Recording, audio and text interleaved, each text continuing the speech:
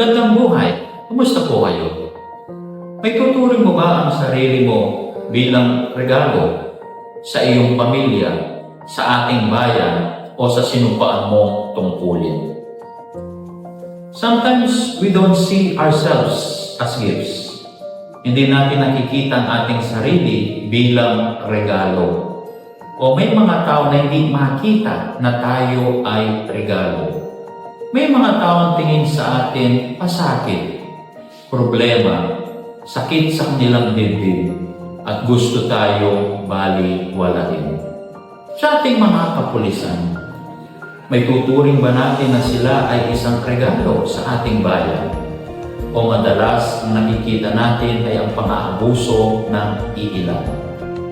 Sa aking pagbisita sa San Simon Municipal Police Station, Barangay Santo Niño, San Simon, Pampanga, batid ko ang pagsisikap nila sa pagtupad ng kanilang tungkulin at sa hamon ng ating ama ng pambansang pulisya na si Police General Romel Francisco D. Marvil.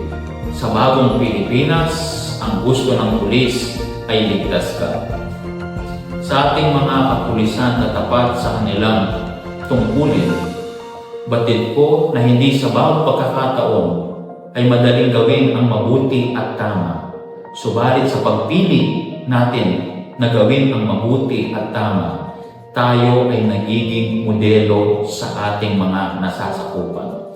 Tayo ay nagiging tunay na regalo sa ating bayan. Tayo ay nagiging magandang halimbawa sa ating mga kapwa na nasa serbisyo.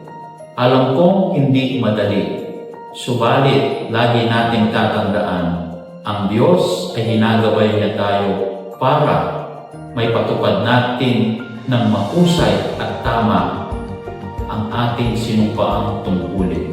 Muli po, isang mapagpalang araw sa ating lahat. Salamat po.